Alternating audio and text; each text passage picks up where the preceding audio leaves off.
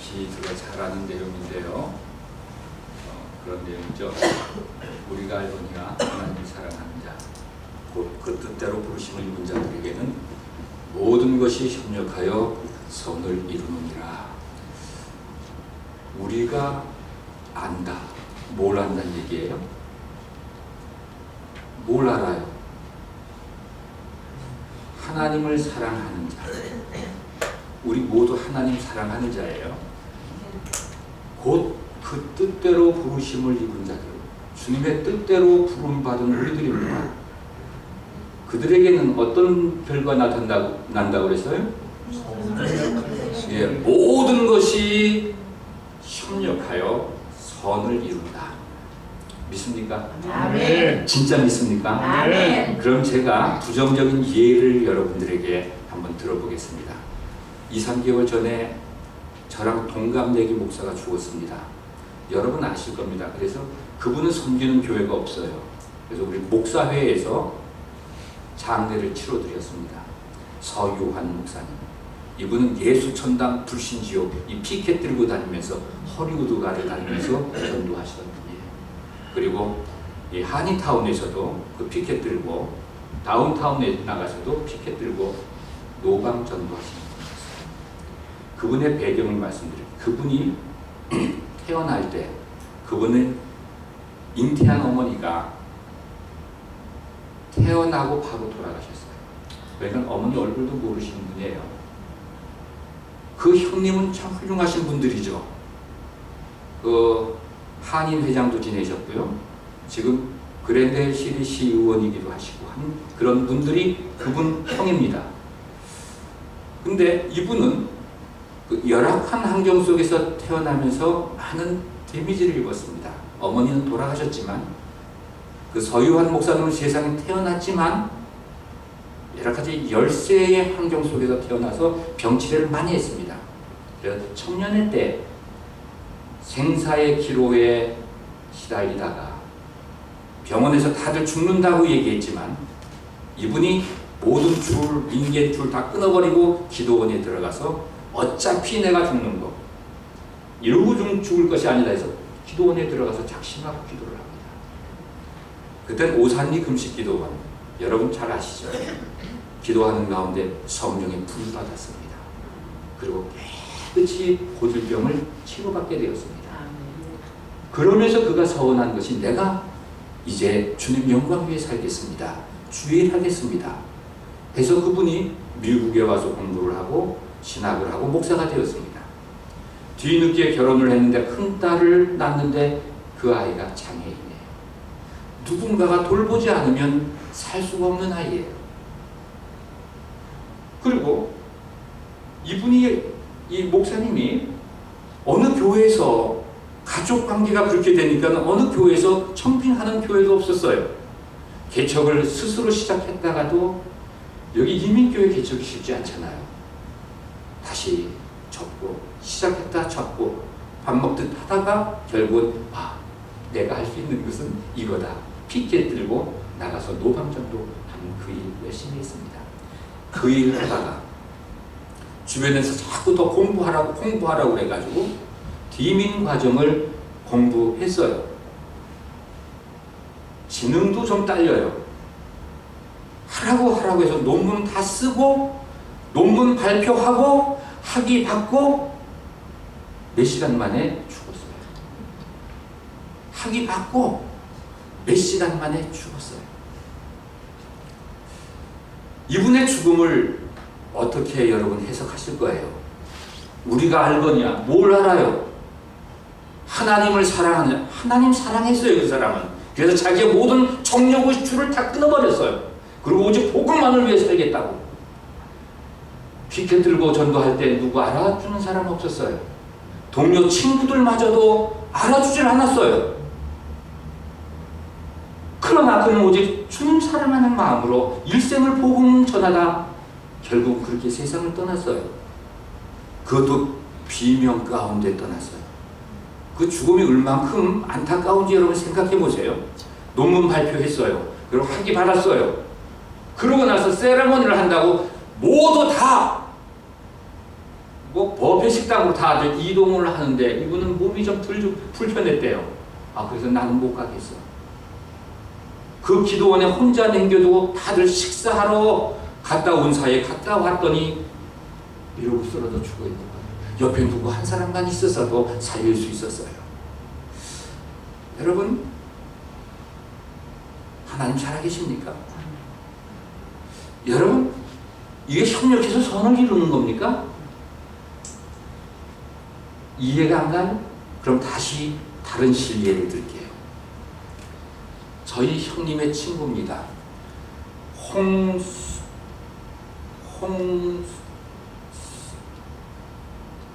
목사.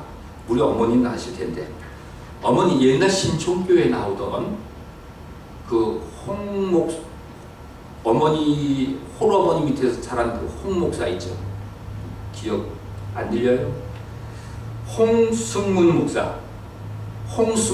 저희 어머니랑 같이 그 어머니는 신앙생활을 했고, 홍승문 씨는 저희 형님이랑 동갑내기입니다. 홀어머니가 열심히 풀빵 구워서 그 아들 성공시켰어요. 홍승문이라고 하는 사람을 어머니가 풀빵 구워서 결국은 말한 에스베를 보냈어요. 그리고 최고로 좋은 서울시 그 세무 공무원이 됐어요. 고급 공무원이 됐습니다. 시험 봐서 고급 공무원으로 들어갔어요. 가문의 영광이죠. 그런데 이분이 은혜를 받았어요. 고급 공무원으로 세무소에 근무를 하다가, 국세청에 근무를 하다가 이분이 은혜를 받고 신학을 공부하게 됐어요. 그리고 신학교를 들어왔는데 저랑 같이 공부를 했어요. 저랑 동창입니다. 뒤늦게 신학을 공부했어요. 그리고 이분이 목사가 되었어요.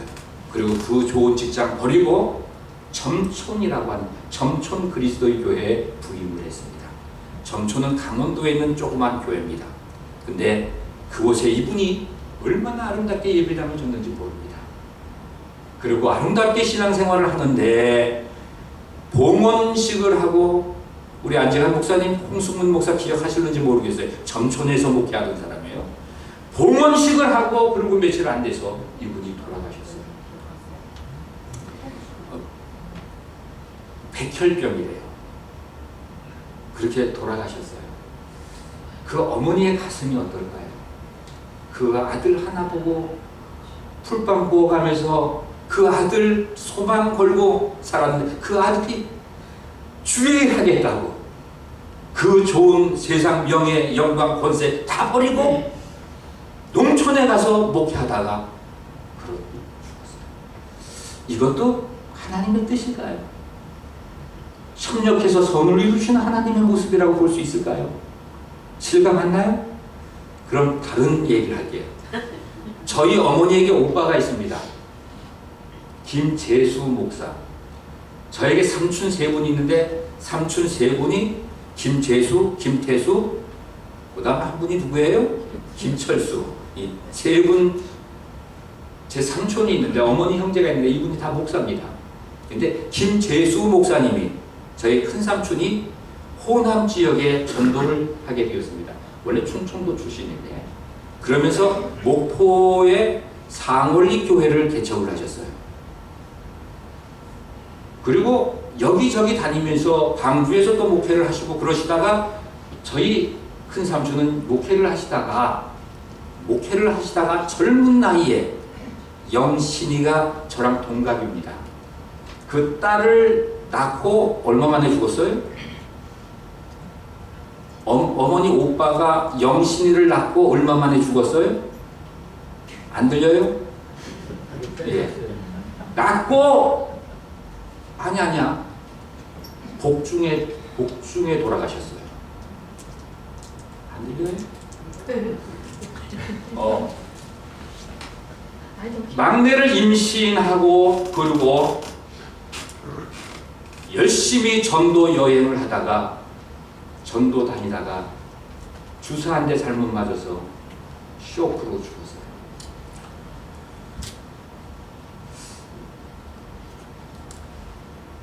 그 일로 인해서 이 아이들이, 자녀들이 믿음으로 성장하다가 어느 정도 지각을 갖게 됐을 때, 야, 이건 잘못된 것이다. 진짜 하나님 살아계실까? 왜 우리 형제들을 이렇게 불행하게, 조금 더 얘기할게요. 왜 그런 결과가 나타났냐면은, 안재환 목사님, 김재수 목사님 아시죠? 예. 김재수 목사님 사모님 어떻게 돌아가셨어요? 잘 몰라요? 자, 김재수 목사님은 복음 전하다 순교하셨습니다. 제 삼촌은. 근데 제 숙모는 어떻게 돌아가셨냐 하면은 자녀들 키워야 되잖아요. 그래서 보따리 장사를 했습니다. 버스를 타고, 수색에서 버스를 타고 동대문 시장에 물건을 하러 갔다가 오는 길에, 어머니 제 얘기 들려요? 어떻게 돌아가셨어요? 오청기 예. 안 하셨어요. 뭐 이상한 비행기가. 예. 여러분 기억나실 거예요. 청와대에 비행기 하나가 청와대 상공을 뜬 적이 있었어요. 근데 이게 적기인 줄 알고 포를 발사했는데 이 포탄이 떨어지면서 버스를 뚫고 저희 숙모가 이렇게 서서 오는데 머리를 반통해가지고, 그래서 그 탄이 이 주머니에 있더라고요. 그렇게 돌아가셨어요. 저희 숙모는. 저희 어머니 오빠는 복음 전하다 너무 지치고 힘들어서 병원에 갔다 주사 잘못 맞아서 쇼크사 하셨고, 저희 숙모는 그렇게 포탄 맞아서 돌아가셨어요. 시내 광화문 한복판에서. 그런데 이 자녀들이, 이게 뭐야? 하나님이 계시다는 얘기야. 하나님이 계신다면 아버님 그렇게 돌아가고 우리 어머니 이렇게 돌아가시게. 그래서 신앙의 길에서 이탈하게 됩니다.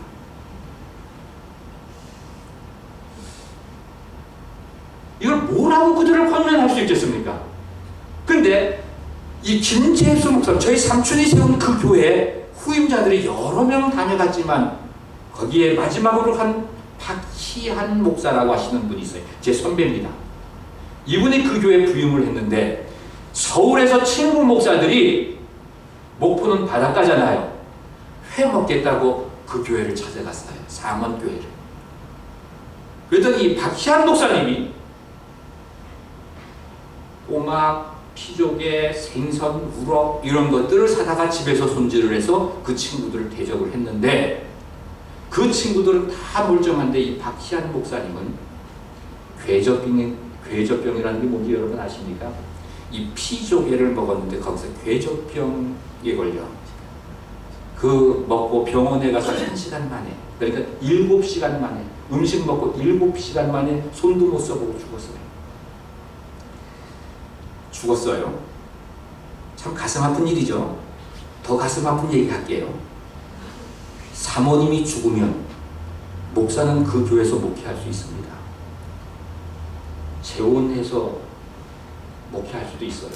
사모님 없이도 목회할 수 있어요. 그러나 목사님이 죽으면 사모님과 자녀들은 어떡합니까? 그 교회에 있을 수 있어요? 사택을 비워줘야 되잖아요. 목사님이 돌아가셨으니까 그 교회는 다른 목사님을 모셔야 되는데, 먼저 그 목사님의, 박 목사님의 처자식은 어디 가라는 말입니까? 오직 목회만 우울했습니다. 어디 가라는 얘기입니까? 애들을 고아원으로 보내려고 했더니 어린아이들을 고아원에서 받아줄 수 없답니다. 왜? 얘는 고아가 아니래요. 애들이 4명이 있었는데 얘네들은 고아가 아니래요. 어머니가 살아있잖아요. 이런 딱한 처지에 놓여 있어요. 그랬더니 고아원 원장이란 어떤 합의가 이루어졌냐면은, 그럼 사모님이 애들을 데리고 들어오십시오. 그럼 애들을 받아들이겠습니다. 그 대신 사모님은 식당에서, 주방에서 일을 하셔야 합니다. 그런 합의를 뽑고 애들을 다 데리고 고아원에 들어갔어요. 사모님은 지금도 그 고아원에서 일을 하고 있습니다. 이게 하나님의 의예요? 이게 협력하여 선을 이루시는 거예요? 그래도 실감한가요? 그러면 전라도 지방에서 제가 여수에서 목회할 때였습니다. 해남에 모 교회가 있었는데 참 이 목사님은 신사입니다. 그런데 교인들 간에 다툼이 일어났어요. 그래서 나 아무개 꼴배기 싫어서 교회 안 나가 하면서 그룹이 형성됐어요. 그러면 교인들의 3분의 1이 뚝 떨어져 나가가지고 마을 회관에 모여서 자기네들끼리 예배를 드리는 거예요. 그런데 목사님 마음이 얼마나 아팠겠어요. 화해를 시켜보려고 백방으로 노력했지만 우리 예수 믿는 사람들은 왜 그렇게 화해가 안 됩니까? 술 먹는 사람들은, 세상 사람들은 술 한잔하게 에이 그래 미안해 그래 내가 잘못했다고 푸는데 이 예수쟁이들은 그게 안 돼요. 목사님이 여러 가지 만방을 노력했지만 화해가 안 돼요. 쬐꼬만 시골 마을에 이게 얼마나 덕이 안 됩니까? 교인 30-40명밖에 안 되는 교회에 한 10명 나가가지고 따로 마을회관에서 그것도 예배를 드리니 그 전도가 되겠습니까? 그래서 목사님이 하다 안 되니까 금식 기도로 선언했습니다. 40일. 그래도 참 이 성도들이 참 이 강팍한 거예요. 그 목사는 그들 영혼을 위해 화해를 위해 40일 작정하고 금식 기도를 하는데 한 32일째 되던 날이었습니다. 그 소식을 듣고 제가 여수에서 목회를 하다가 그 목사님을 찾아뵙습니다. 연세도 높으신 어른입니다. 뭐 피골이 산적한데 못 봐주겠어요. 제가 가니까 이렇게 잡고 뭘 잡고 이렇게 앉으셨어요. 근데 이마에 땀이 쭈르륵 흐르는데 제가 손수건으로 그 이마에 땀을 이렇게 닦아드리는데 수건을 보니까는 이 수건이 핏물로 또 얼룩해요.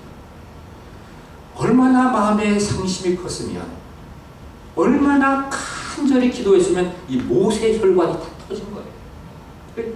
땀을 닦아줬는데 마치 피가 맺힌 그런 것을 제가 봤어요. 너무 가슴 아픈 마음으로 집으로 돌아왔습니다. 여수로 돌아왔는데 그 다음날 아침에 저한테 연락이 왔어요. 목사님 돌아가셨다. 이 목사님 인간의 방법을 다 동원해서 화해를 시키려고 했습니다. 안 됐어요. 기도 외엔 이런 이유가 나타날 수 없다는 그 말씀 붙들고 기도밖에 없다라 생각하고 금식하며 기도했는데도 그분들의 심령이 얼마나 강팍하냐면 목사님 그들 위해 기도하다 돌아가셨는데도 결국은 그 교회 둘을 쪼개주고 말았어요. 화해가 안 됐어요.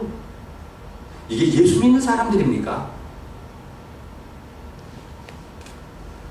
멀쩡한 목사님 잡았어요. 그러고도 화해하지 않고 신앙생활 한다고 교회를 그 조그만 마을에 둘을 쪼갰어요. 이게 예수 믿는 사람들입니까? 예수 믿는 게 뭔 줄 아는 사람들입니까? 이게 협력하여 선을 이루는 겁니까? 이 어른들이 하시는 말씀이 있어요. 아니에요. 근데 왜 눈물을 보여요? 제가 그랬더니만 기뻐서 운대요. 기뻐서 운대요. 뭐가요? 그랬더니만 더 좋은 나라, 지혜가 많은 나라로 내 아들이 이민을 가는 것이 자랑스럽습니다. 라는 시골 영감 네 분이 그 얘기를 해요. 육신의 안목으로 그 서운함은 말로 다 표현할 수 없을 것입니다. 그러나 내가 다시는 내 새끼를 볼 수 없어도, 이 땅에서 볼 수 없어도 그 새끼가 더 좋은 나라에 간다고 하는 것, 이것이 그냥 감사하고 기쁘대요. 그래서 여기서 제가 답을 찾았습니다. 비운의 단명한 30대 후반에 40대 초반에 내 친구, 내 선배들의 그 죽음은 이건 모순이 아니다. 이건 하나님의 실수가 아니다. 더 좋은 나라, 다시는 아픔도 눈물도 슬픔도 근심도 걱정도 없는 아름다운 나라, 천사들의 찬양이 끊기지 아니하는 그곳으로의 미국보다 더 좋은 천국으로서의 이민이라고 우리가 생각한다면 그들의 죽음은 영광된 죽음이에요. 그래서 성경은 우리에게 그렇게 얘기합니다. 시편 116편 15절에 보면은 성도의 죽는 것은 여호와께서 귀하게 여기느니라.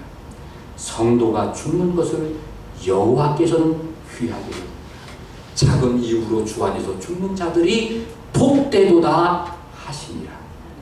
여러분, 우리는 비운해 죽었던 내 친구들, 그 선배 목사들의 한참 젊은 나이에 죽은 그 죽음을 참 애석하게 생각했었습니다.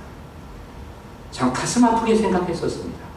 그런데 주님께서는 그것을 기뻐하신다고 했어요. 그 죽음을 귀하게 보신다고 하는 것입니다. 그런데 우리와 개념과 가치관이, 관점이 전혀 다르다라고 하는 것을 저는 깨닫게 되었습니다. 모순, 이제 하나를 얘기하는 거예요. 두 번째, 모순 속에 하나님의 비상수단이 있다. 조금 시간 가지고 마치는 게 나을까요? 그냥 다음 시간에 할까요?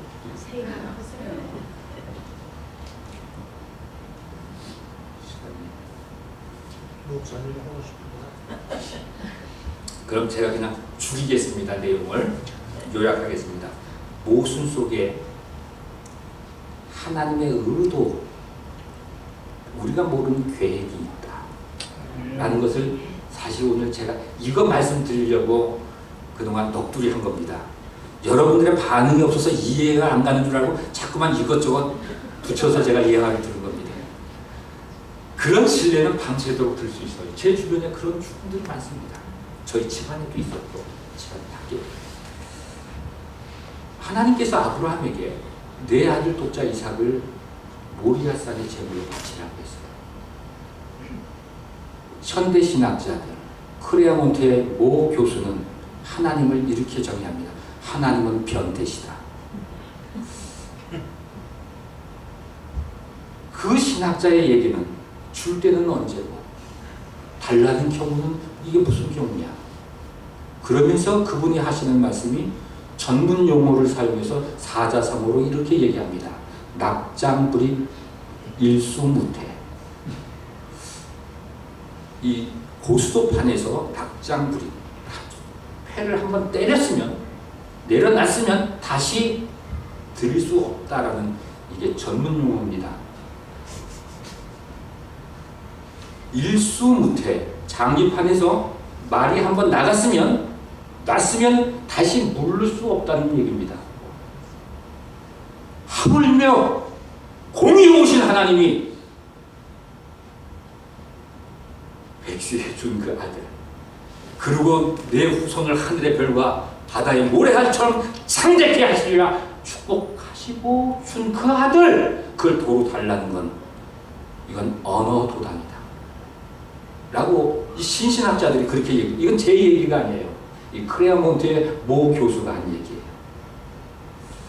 한국의 감리교회 그 변선한 교수도 결국 그분들이 다원주의를 얘기하시는 분들이죠. 그분도 이제 여기에 뜻을 같이 하고 있습니다. 여러분, 이 사건을 여러분 어떻게 이해합니까? 분명히 창대케 하리라 하고 줘놓고 도 달라는 것은 이건 언어도단입니다. 그러나 분명히 이건 우리의 관점으로 모순이에요. 잘못된 거예요. 신실하신 하나님이라고 말할 수 없는 거예요. 그런데 아브라함은 어떻게 했는가를 우리가 생각해보자는 얘기예요. 아브라함, 주님 낙장불입입니다 이렇게 얘기하지 않았어요. 그냥 수용합니다. 하나님의 또 다른 내가 모르는 뜻이 있겠지 하는 그 믿음으로 수용합니다. 그리고 모리아산에 가 그 아들을 결박하여 제물로 드립니다. 분명히 하나님께서는 신실하신 분이라 자기의 약속을 지키리라는 확신을 갖고 있었기에 이런 행동이 있을 수 있었다는 얘기입니다. 아닌 게 다를까요? 아브라함의 계산이 통밥이 명중했습니다. 하나님께서 미리 재물을 준비하셨잖아요. 그리고 천천만만의 믿음의 조상이 되는 복을 내려주십니다. 우리가 어떤 사건의 단면을 보고 모순이라고 판정짓는 경우가 많습니다. 그리고 우리의 삶 속에 주어지는 시련과 고난을 통해서 시험에 빠지는 경우가 많습니다. 그러나 믿음의 눈으로 내가 우리가 불렀던 찬양 가운데 다 알지 못해도 알아가리라, 어떻게도 하리라 라는 거 있죠. 우리가 다 알지 못해요. 피조물 된 우리가 창조주의 뜻을, 본왕의 뜻을 어떻게 알 수 있겠습니까? 그렇잖아요. 그런데 이 얄팍한 내 지식 가지고 하나님의 경륜을, 섭리를 우리는 잣대질을 하고 판단을 하는 거예요. 이런 배은망덕한 경우가 어디 있을 수 있습니까? 근데 우리는 그렇게 살아가고 있어요.